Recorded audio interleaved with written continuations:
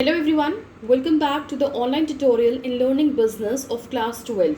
So for today's tutorial, I will be covering some cases which will cover essential segment or concept of marketing management chapter, further followed by mind mapping of the chapter.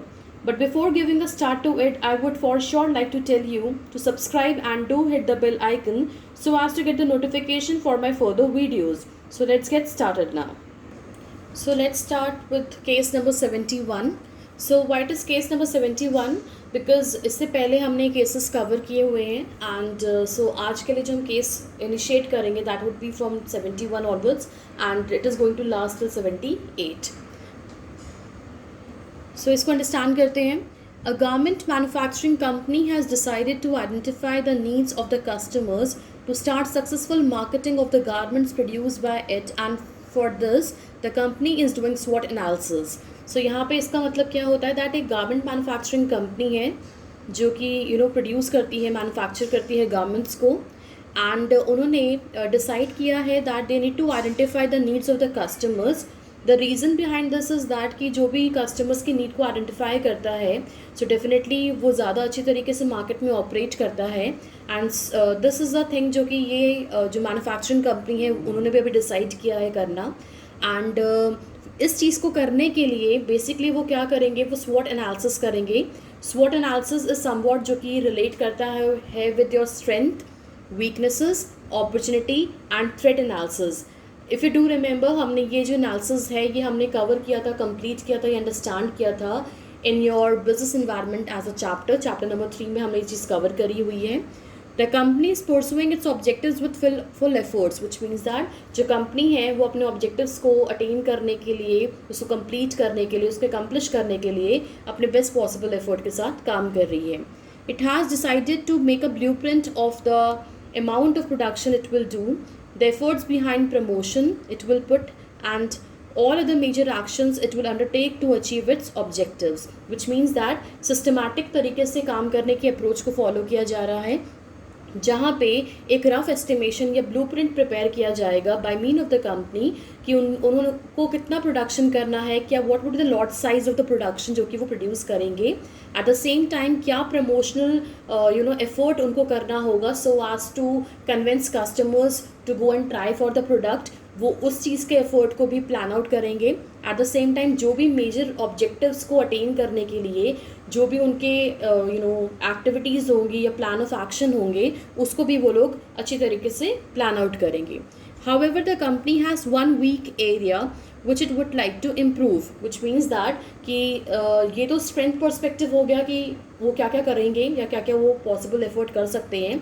सो अगर हम लोग कोई loop hole के बारे में बात करते हैं, कोई प्रॉब्लम या ऑब्स्टिकल के बारे में बात करते हैं कंपनी के पर्सपेक्टिव से, तो they have this one weak area that is जो उसको वो they in fact they have this into mind कि इस चीज़ को उनको इम्प्रूव भी करना है. So the physical movement for its prepared garment was not proper last year, and the company wants to ensure it is done properly this year, which means that जो इनका loop hole या जो drawback था past year में वो उसको current year में या आगे आने वाले टाइम में उसको इम्प्रूव करना चाहते हैं. सो जो प्रॉब्लम थी that was in the physical movement और the transfer of goods from the point of production to the point of consumption. For this things to be done properly, it has created a separate department. So इस चीज़ को cope up करने के लिए या इस loop hole को overcome करने के लिए कंपनी ने क्या डिसाइड किया है कि दैट एक सेपरेट डिपार्टमेंट भी क्रिएट किया जाएगा. Hope the company does better in the future, because उन्होंने ये जो सेपरेट डिपार्टमेंट को क्रिएट करने के बारे में सोचा है जो कि ऑफ कोर्स फिजिकल मूवमेंट के बारे में काफ़ी ज़्यादा सिस्टमैटिक अप्रोच को फॉलो करके काम करेगी. And the reason behind this separate department को होल्ड करने का इज़ कि डेफिनेटली जो कंपनी है वो इन द फ्यूचर राइट अच्छे तरीके से और सिस्टमैटिक अप्रोच करना चाहती है एंड जो भी लूप होल्स हैं ऑफ कोर्स वो उसको ओवरकम करने के एफर्ट करेगी. Now let us understand this कि ये जो केस है हमसे क्या डिमांड कर रहा है, क्या आंसर हमसे ये चाहता है. So which functions of marketing have been highlighted in the above case, which means that जो केस मैंने भी आपको अंडरस्टैंड करवाया, रिलेट किया हमने, उसमें हम लोग को ये आइडेंटिफाई करना है कि कौन कौन से फंक्शंस ऑफ मार्केटिंग एप्लीकेबल हैं as per this case, which means that एक फंक्शन के बारे में डेफिनेटली बात नहीं हो रही है. यहाँ पे क्लियरली बोला गया है functions of marketing, which means that multiple functions को यहाँ पे हम लोग को पुट इन करना होगा या उनको एसोसिएट या रिलेट करना होगा. सो सबसे पहला जो फंक्शन ऑफ मार्केटिंग यहाँ पे एप्लीकेबल है वो ये यहाँ पर इस लाइन से डिटेक्ट होता है दैट कि जो एक गारमेंट मैन्युफैक्चरिंग कंपनी है उन्होंने डिसाइड किया है so as to understand the need of the customers and अपने सक्सेसफुल मार्केटिंग को डेवलप करने के लिए वो क्या करना चाहते हैं. दे वुड बी डूइंग स्वॉट analysis, which means that they would be analysing the factors जो कि उनके स्ट्रेंथ पॉइंट है या पॉजिटिव पॉइंट हैं, क्या क्या उनके लूप होल्स हैं जिसको वो ओवरकम करके डेफिनेटली जो अपॉर्चुनिटी है इन द मार्केट उसको अवेल कर सके, एंड जो भी कॉम्पिटिटिव लेवल के फॉर्म पे जो उनके राइवल ब्रांड्स ऑपरेट कर रहे हैं, कॉम्पिटिशन को एक्सपीरियंस कर सकते हैं, उसको किस तरीके से वो टैकल करेंगे. Which means that by understanding this line, by understanding और relating with this few lines जो कि हमने अबव केस में पढ़ी है, यहाँ पे क्लियरली स्पेल आउट होता है that they will be performing to analyse the market information, which means that market की इन्फॉर्मेशन को वो सिक्योर भी करेंगे, उसको गैदर भी कर रहे हैं, उसके एनालिसिस भी कर रहे हैं. सो स्वॉट एनालिसिस के फॉर्म पे definitely they are going to have a clear idea about the market information and market factors जिसकी वजह से उनके बिजनेस के ऊपर इम्पैक्ट पड़ सकता है. सो जो पहला फंक्शन यहाँ पे फिट इन होता है मार्केटिंग का, that is gathering and analysing of the market information. Next जो फंक्शन यहाँ पे फिट इन होता है that is of course market planning. And ये हमें कैसे पता चला, अगर हम इस लाइन को गो थ्रू करते हैं, the company is pursuing its objectives with full efforts. It has decided to make a blueprint for the amount of production it will do, the efforts behind promotion it will put, and all other major actions it will undertake so as to achieve its objective. Which means that definitely they're talking about their future planning, जिसको वो follow करके अपने systematic approach को inculcate करेंगे अपने actions में, and in the near by future effort करेंगे maximum form पे so that they can attain their objectives. And जो लास्ट फंक्शन ऑफ मार्केटिंग है जो यहाँ पे फिट इन होता है, that is all about your transportation. The reason और द लाइन जो कि हमें सजेस्ट करता है, you can see over here, the physical movement for its prepared garment was not proper last year and the company wants to ensure it is done properly this year. Which means that जो आपका physical movement होता है, it is somewhat a connection between point of production and point of consumptions. So basically point of production से लेके point of consumption तक जो आपका mode होगा connecting का, that would be of your transportation of course. So by mean of this transportation facility आप जो दो points हैं उसको easily cover कर सकते हो, and जो भी आपके product आप serve करना चाहते हो, offer करना चाहते हो in the market, you can easily do that. And definitely आप मल्टीपल कंजप्शन पॉइंट्स तक उसको ईजिली अवेल करवा सकते हो. सो ये तीन बेसिक फंक्शंस हैं मार्केटिंग के जो यहाँ पे इस केस के अकॉर्डिंगली फिट इन होते हैं. Now let's cover case number 72. So a TV manufacturing company is spending substantial amount of money to persuade the target customers to buy its TV set through advertisements, personal selling and sales promotion techniques. So we need to identify the element of marketing mix referred over here. So पहले इस case को understand करते हैं कि एक TV manufacturing company है जिसका of course major जो टास्क है that is to prepare TV sets. So वो काफ़ी ज़्यादा अमाउंट ऑफ मनी को खर्च कर रहा है so as to persuade the target customers, which means that जो उनके customers हैं या जो उनके prospects हैं जो कि likely to be the consumer हो सकते हैं in the nearby future, उनको mold करने के लिए, उनको convince करने के लिए ताकि वो उनकी TV sets को खरीदें. वो काफ़ी ज़्यादा पैसा खर्च कर रहे हैं by mean of expenses on your advertisements और पर्सनल सेलिंग के फॉर्म पे वो क्या कर रहे हैं, वो सेल्स रिप्रेजेंटेटिव्स को अपॉइंट कर रहे हैं जो कि उनको गाइड करेगा, मोटिवेट करेगा या काउंसिल करेंगे हमारे टारगेट कस्टमर्स को या प्रोस्पेक्ट्स को सो दैट ये सेलिंग एक्चुअल में कन्वर्ट हो सके. एंड काफ़ी ज़्यादा सेल्स प्रमोशन टेक्निक्स को भी यूज़ किया जा रहा है जो कि शॉर्ट टर्म इंसेंटिव्स होते हैं सो दैट सेल्स को बूस्टअप किया जा सके. So by mean of this case we need to identify कि कौन सा मार्केटिंग मिक्स का एलिमेंट यहाँ पे फिट इन होता है. एज यू नो कि मार्केटिंग मिक्स में we already had done this earlier also कि जो 4 P's होते हैं that is your product, price, place and promotion. तो product mix, price mix, place mix and promotion mix के जो कॉन्सेप्ट हैं उसको हम रेफ़र करते हैं as a marketing mix. So अगर हम टिपिकली इस केस के अकॉर्डिंगली बात करें, सो यहाँ पे अगर आप देख सकते हैं कि गिवन है advertisement, personal selling and sales promotion. तो ये जो 3 कॉम्बिनेशन के बारे में यहाँ पे बात हुई है, ये तीनों कॉम्बिनेशन एज अ पार्ट और ingredient of your promotion mix factor. So answer over here is promotion mix. Now let's cover case number 73. The advertisement of a travel agency states the following: Visit Agra, the city of love; Udaipur, the city of lakes; and Mysore, the city of garden, which is basically the tagline जिसको promote किया जा रहा है.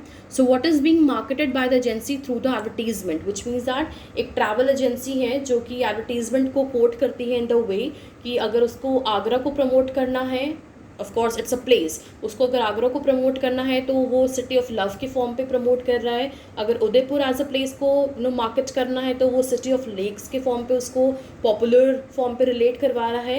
And अगर मैसूर को उसको market करना है एज अ प्लेस तो वो सिटी ऑफ गार्डन्स के फॉर्म पे उसको पॉपुलराइज कर रहा है। सो यहाँ पे ये पूछा गया है कि what is being marketed by the agency through the advertisement, which means that क्या ऐसी चीज़ है जिसको ऑफर किया जा रहा है टू द कंज्यूमर्स और the prospects by mean of this advertisement. So answer over here is your place factor, which means जो प्लेस है, जैसे अगर हम आगरा की बात करें, उदयपुर की बात करें या मैसूर की बात करें, डेफिनेटली तीनों प्लेसेस हैं। सो प्लेसेस को भी हम लोग मार्केट कर सकते हैं। It is somewhat like again a product for the customer और द प्रोस्पेक्ट जिसको वो विजिट करने के लिए ट्रैवल एजेंसी को ऑफ कोर्स पैसे देंगे एंड उस प्लेस को विजिट करेंगे और एक एक्सपीरियंस को रिलेट करेंगे। Now let's cover case number 74. So Ramesh has purchased a car. He is from the lower middle class and teaches in a college. So by mean of the above line हमें ये पता चलता है that Ramesh ने एक car खरीदी है and वो एक मिडिल क्लास फैमिली को बिलोंग करते हैं and definitely he is teaching in one of the college. So he has purchased a luxury car and has definitely prevented himself from buying a house for another 5 years, which means that जो उन्होंने car purchase करी है that is one of the luxurious car जो उन्होंने purchase करी है, वो luxury car की कैटेगरी में आती है एंड जिसकी वजह से उनका जो एक्सपेंस है डेफिनेटली वो काफ़ी हाई हुआ है. तो उन्होंने अब ये प्रिवेंट किया है कि वो आगे आने वाले 5 सालों तक अपना घर नहीं लेंगे.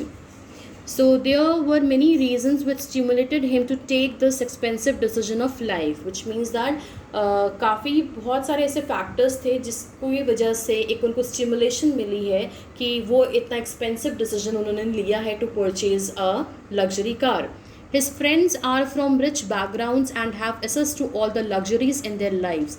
तो उनके जो फ्रेंड्स हैं वो काफ़ी अच्छे फिनेंशियल बैकग्राउंड से रिलेट करते हैं. They basically are from rich background and इनके पास all of the best of the facilities है, लग्जरीज हैं उनकी लाइफ में.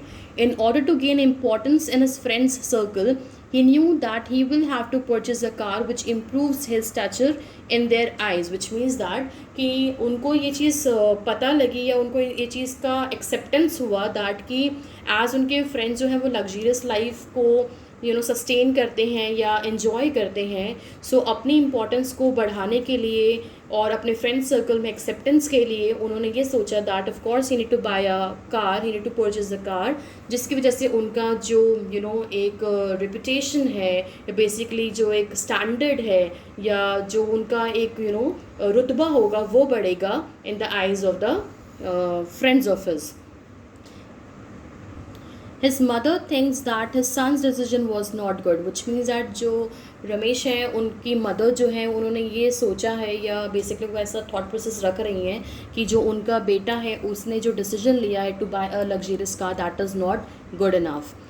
She considered it as a wastage of money. उन्होंने इस एक्सपेंस को वेस्टेज ऑफ मनी का नाम दिया है. She thinks that the purpose of a car is only a transportation vehicle, which means that उनका ये मानना, उनकी मदर का ये मानना है जो कार है that is somewhat as a product जिसको आप यूज़ करोगे only to commute, only to have a transportation.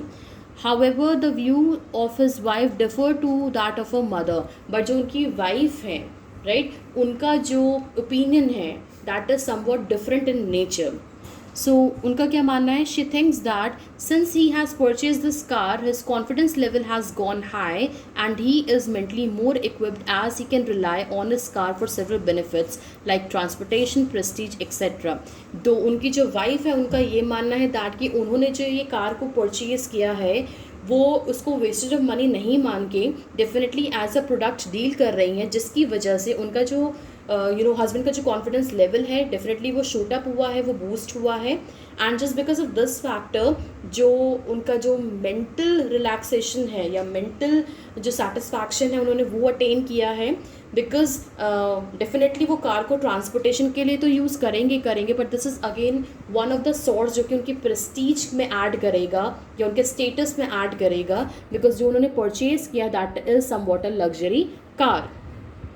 So definitely people have the different perception to a situation. Similar is the case with his family members, which means that हर एक इंसान का, हर एक individual का अपना perspective होता है, अपना opinion होता है। जैसे कि इस केस में हमने देखा कि definitely there is a difference of opinion जो कि उनकी मदर होल्ड करती हैं या उनकी वाइफ होल्ड करती हैं। Now let's come down to the questions जो कि इस केस का पार्ट है। तो सबसे पहला क्वेश्चन क्या है, in the above case which concept of marketing has been highlighted throughout the paragraph और throughout the case. So अगर इस केस के बारे में हम बात करते हैं तो ये केस में थ्रू आउट आपको क्या चीज़ कॉमन मिली है कि एक प्रोडक्ट के बारे में बात हुई है, एक लग्जरी कार के बारे में बात हुई है, and car is definitely a product. And product के बारे में ही पूरा जो केस है वो it is somewhat around that product only. चाहे उनकी मदर का ओपिनियन होना है या उनकी वाइफ का ओपिनियन के बारे में बात करें तो ओपिनियन भी ऑफ कोर्स एक प्रोडक्ट के बारे में, and product is your car. So यहाँ पे अगर हम मार्केटिंग के किसी ऐसे कॉन्सेप्ट के बारे में बात करें जो कि यहाँ पे हाईलाइट हुआ है पूरे केस के थ्रू आउट, तो definitely it's all about your product factor. And product जो है वो क्या होता है, it is known to be bundle of utilities और द बेनिफिट्स जो कि कस्टमर या टारगेट प्रॉस्पेक्ट्स को हम लोग ऑफर करते हैं। एंड यही रीज़न होता है कि एज वो बंडल ऑफ यूटिलिटीज़ है या बंडल ऑफ बेनिफिट है, जिस बेनिफिट को या यूटिलिटी को कोई भी प्रॉस्पेक्ट खरीदता है या कस्टमर जो होता है वो खरीदता है एंड उसके लिए प्राइस को पे करता है। Now let's cover question number 2 of the similar case. Which benefits have been highlighted in the above case related to the concept in the previous part of this question? Which means हमने जो part A में जिस concept को identify किया उसके benefits के बारे में हमें बात करनी है। सो डेफिनेटली हमने किस चीज़ को आइडेंटिफाई किया है कि case was all about your product factor. So product किस तरीके से बेनिफिट ऑफर करता है, हमें उन पॉइंट्स को यहाँ पे हाईलाइट करना होगा। ओके, सो जो पहला बेनिफिट प्रोडक्ट आपको ऑफर करता है एज अ प्रोस्पेक्ट और the customer that is social benefit. So social benefit हमें कैसे पता चला है, ऑफ कोर्स हम लोग इसको रिलेट कर सकते हैं by mean of this line कि जो उनके फ्रेंड्स थे वो काफ़ी रिच बैकग्राउंड से बिलोंग करते थे एंड उनके पास best of the luxurious item था या लग्जरी लाइफ वो इन्जॉय कर रहे थे। So as to gain importance अपने फ्रेंड सर्कल में उन्होंने क्या सोचा कि definitely he have to purchase a car, जिसकी वजह से जो उनका एक सोशल एक्सेप्टेंस होगा in the eyes of his friends of course वो बढ़ जाएगा। So by mean of that definitely यहाँ पे सोशल बेनिफिट रिलेट किया जा रहा है। नेक्स्ट बेनिफिट जो कि प्रोडक्ट आपको ऑफर करता है that is your functional benefit. So functional benefit हम कैसे रिलेट कर रहे हैं, जहाँ पे क्या गिवन है दैट जो उनकी मदर हैं वो क्या सोचती हैं दैट कि जो उन्होंने इतना लग्जरियस प्रोडक्ट खरीदा है, एक लग्जरी कार खरीदी है, so that is simply a wastage of money factor. She also thinks that जो पर्पस होता है कार का, चाहे वो लग्जरी कार हो, चाहे वो कंफर्ट कार हो, चाहे वो स्मॉल सेगमेंट की कार हो, तो सबका जो मेन पर्पस होता है कार का that is only to be use as a transportation vehicle, which means that ये कोई भी कार के बारे में बात होती है तो डेफिनेटली वो ट्रांसपोर्टेशन व्हीकल तो फॉर श्योर होता ही होता है। तो फंक्शनल बेनिफिट के फॉर्म पे ये चीज़ हम यहाँ पे रिलेट कर रहे हैं। नेक्स्ट बेनिफिट जो आपको प्रोडक्ट ऑफर करता है that is your psychological benefit. तो साइकोलॉजिकल बेनिफिट कैसे हम रिलेट कर सकते हैं एज पर दिस केस कि जो उनकी वाइफ हैं ऑफ कोर्स वो डिफरेंस ऑफ ओपिनियन को होल्ड करती हैं एज कम्पेयर टू जो उनकी मदर बोलती हैं। So she thinks that since he has purchase this car his confidence level has gone high and is mentally more equipped as he can rely on a car for several benefits like your transportation and prestige, which means that psychological benefit उनको in the form of mental relaxation मिला है because of having this luxurious car. And इसकी वजह से जो उनका confidence level है वो भी बूस्ट अप हुआ है, वो भी शूट हुआ है up, and eight the same time जिसकी वजह से उनका जो प्रेस्टीज है वो भी एड ऑन हुआ है उनके फ्रेंड सर्कल में। Now case number 75, Maruti Vago Limited entered into the market with color television and have now introduced products like audio system, air conditioners, washing machines, and etc. The company is not only offering the product but also handling complaints and offering after sales services. So we need to identify कि कौन सा element of marketing mix यहाँ पे discuss हुआ है. As you can see that कि जो Maruti vehicle limited है डेफिनेटली जब उन्होंने ऑपरेट करना इनिशिएट किया था तो उस पॉइंट ऑफ टाइम पे उन्होंने कलर टेलीविजन के साथ मार्केट में ऑपरेट करना इनिशिएट किया था. बट फर्दर उन्होंने इंट्रोड्यूस किया है बहुत सारे multiple products like your audio system, air conditioners, washing machines and further ऐसे ही और भी प्रोडक्ट्स को उन्होंने इंट्रोड्यूस किया है. सो आइडेंटिफाई करना है कौन सा एलिमेंट ऑफ मार्केटिंग मिक्स यहाँ पे फिट इन होता है. So definitely it the case is all about your product factor because पहले एक प्रोडक्ट के बारे में बात हुई है देन मल्टीपल प्रोडक्ट्स के बारे में बात हुई है. सो answer over here is your product mix. Now case number 76. Crackers Limited, a firecracker manufacturing company, launched some new products on eve of Diwali, which attracted many buyers. So Crackers Limited एक firecracker manufacturing company है. तो उन्होंने बहुत सारे नए नए products को manufacture किया, लॉन्च किया दिवाली के टाइम पे डेफिनेटली बिकॉज ये जो क्रैकर्स हैं वो हम लोग इसी पॉइंट ऑफ टाइम पे ज़्यादा यूज़ करते हैं. Which attracted many buyers. So उन्होंने जैसे नए नए प्रोडक्ट्स को लॉन्च किया तो जिसकी वजह से काफ़ी जो बायर्स थे वो अट्रैक्टेड हो रहे थे towards his new kind of products available in the market.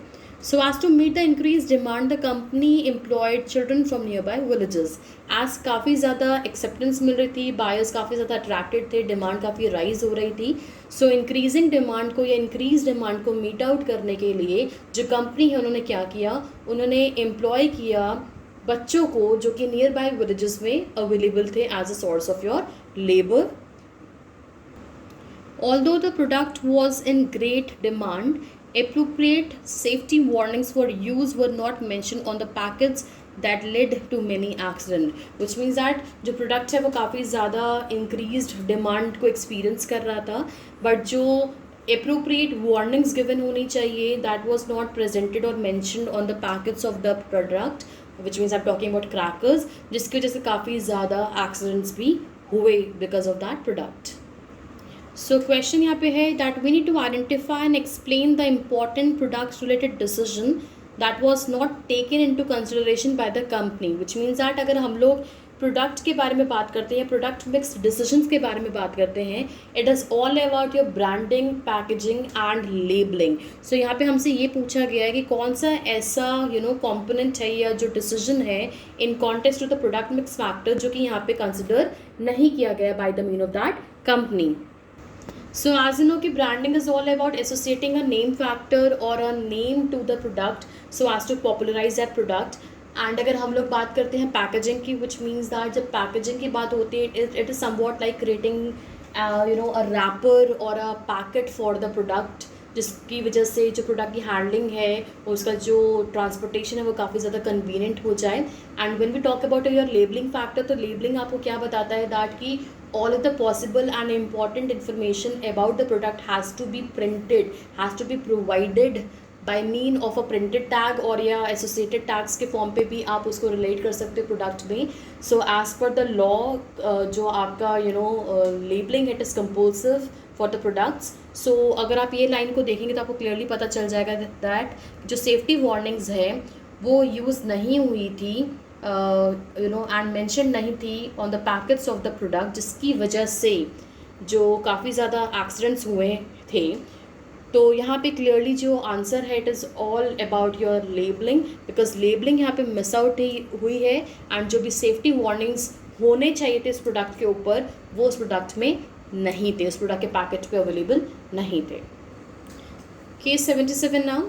Ajay was appointed as the marketing head of Alpha Enterprise, a manufacturer of toothpaste and toothbrushes.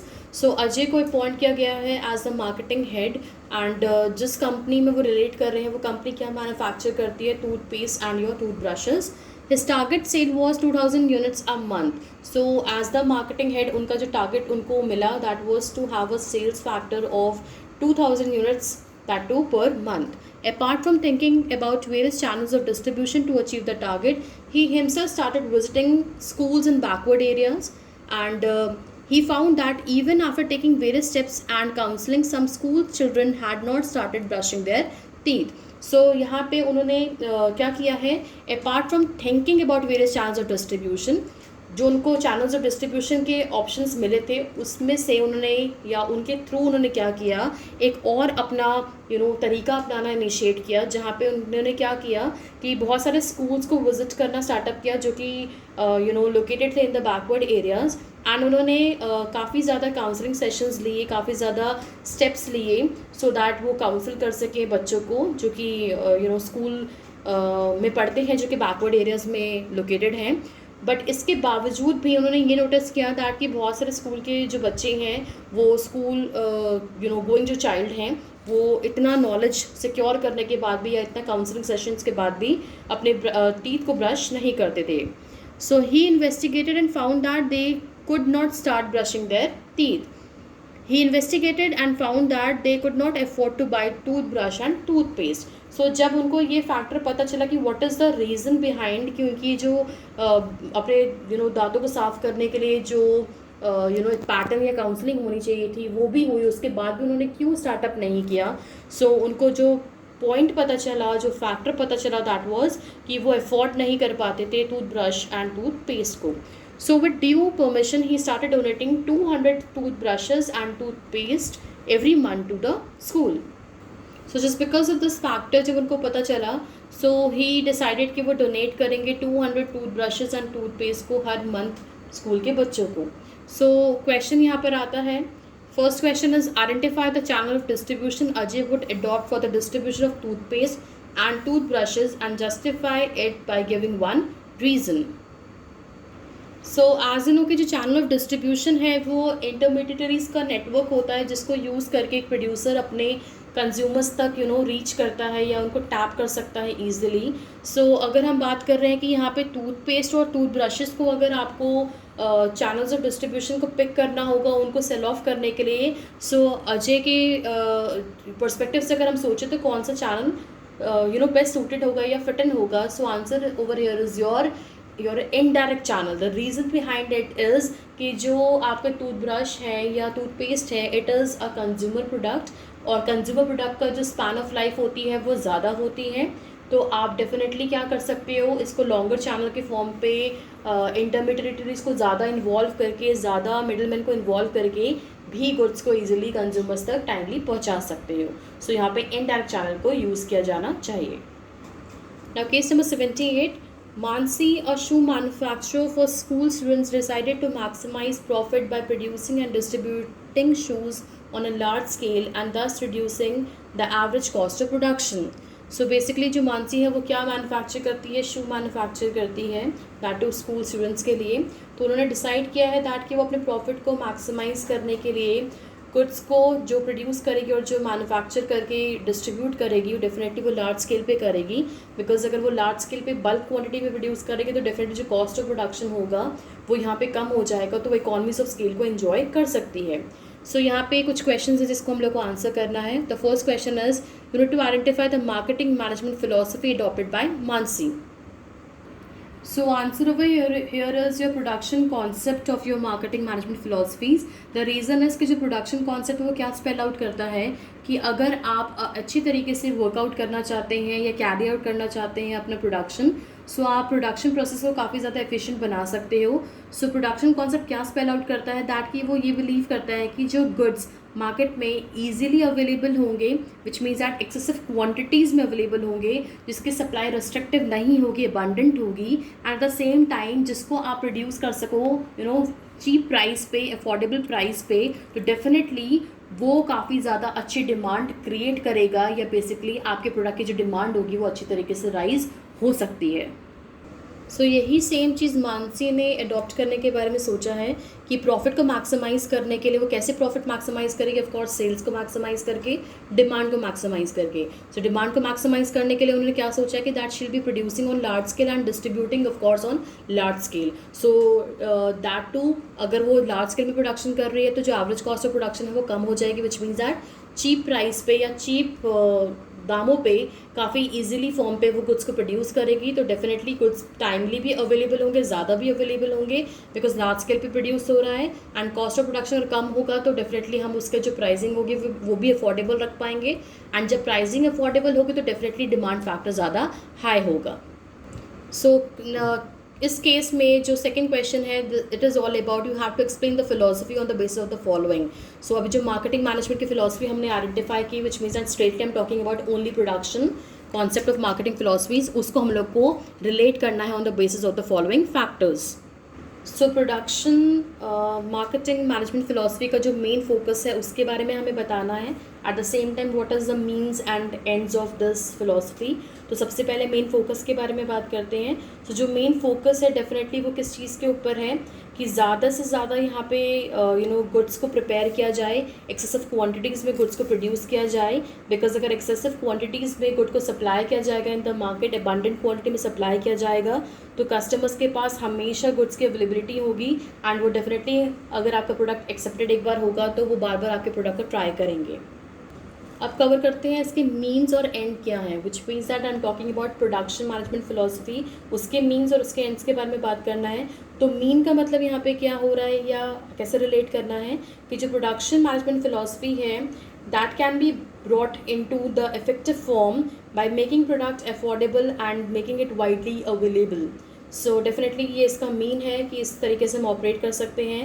And अगर इस तरीके से हम ऑपरेट करते हैं तो उसका रिजल्ट या एंड फैक्टर क्या होगा, उसका एंड फैक्टर होगा that you could maximise profitability और the profit structure by enhancing और increasing the volume of your production.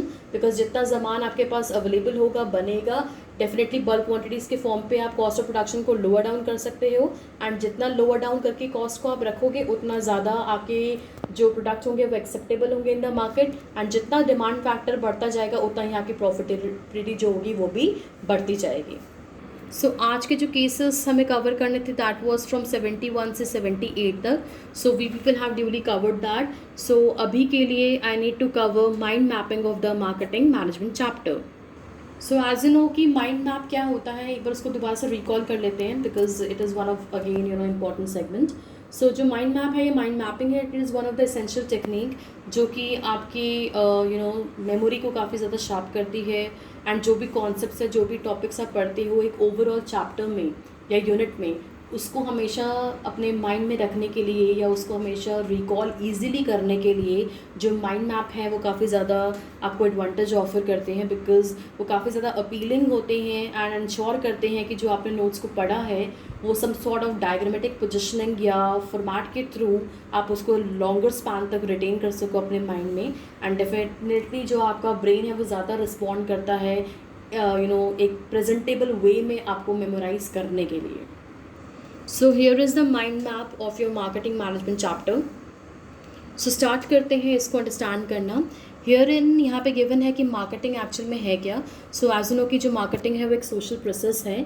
Because by mean of this आप एक कस्टमर के नीड को आइडेंटिफाई कर सकते हो बाय हैविंग द इंट्रैक्शन और बाय हैविंग द सर्विस जिसके थ्रू आपको कस्टमर की नीड के बारे में पता चलेगा. And by mean of marketing आप एक सोशल प्रोसेस में इसलिए भी इन्वॉल्व होते हैं because you need to convince your customers also to buy the product. So marketing एक सोशल प्रोसेस है जहाँ पे बायर और सेलर्स जो हैं वो एंगेज होते हैं. एंड ये जो ट्रांजैक्शन होता है वो फैसिलिटेट करते हैं, एक्सचेंज करते हैं गुड्स और सर्विसेज को.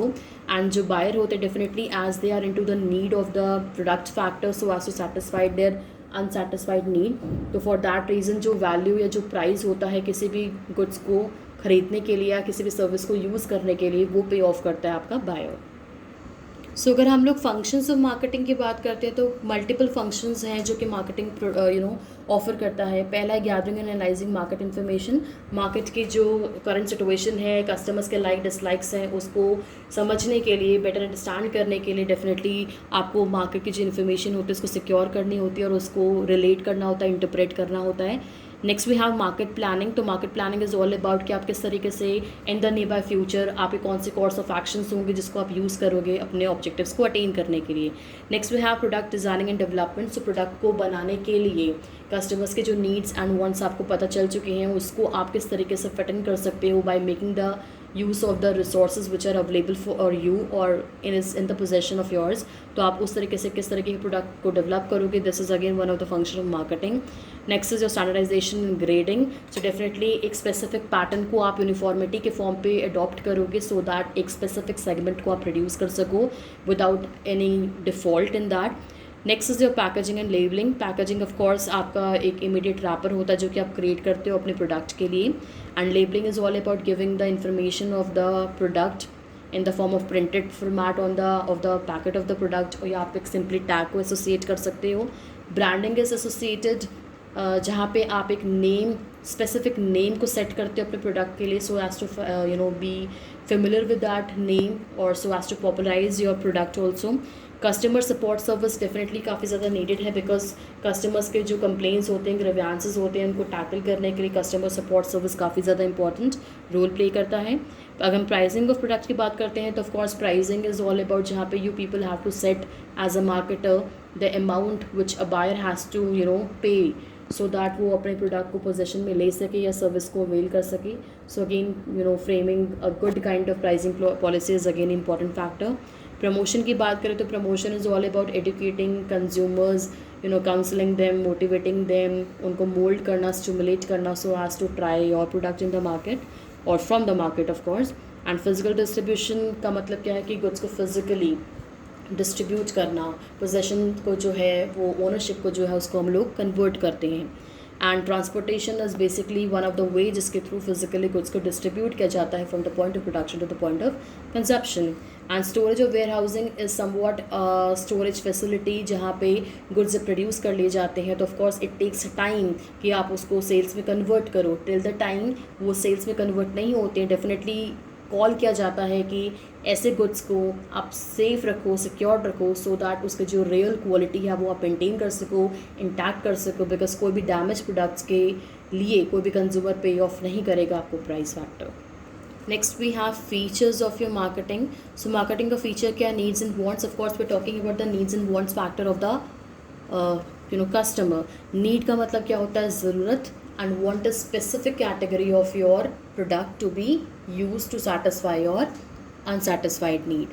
And next is creating a market offering. तो creating a market offering is somewhat जहाँ पे आप as a marketer ऐसा product को या ऐसा service को develop करोगे जो कि आप market करोगे या offer करोगे so as to market so that customers या प्रोस्पेक्ट्स आपके गुड्स को ट्राई करें या सर्विस को अवेल करें. नेक्स्ट इज जो कस्टमर वैल्यू.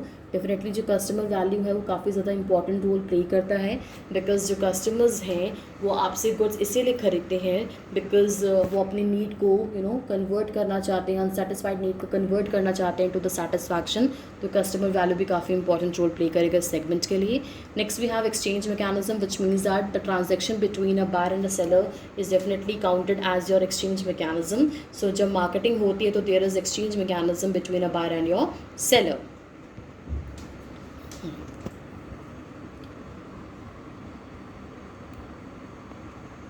नेक्स्ट सेगमेंट जो हम कवर करेंगे that is what can be marketed, which means that as a market offering आप कस्टमर्स को क्या क्या या प्रोस्पेक्ट्स को क्या क्या ऑफर कर सकते हो इन द मार्केट.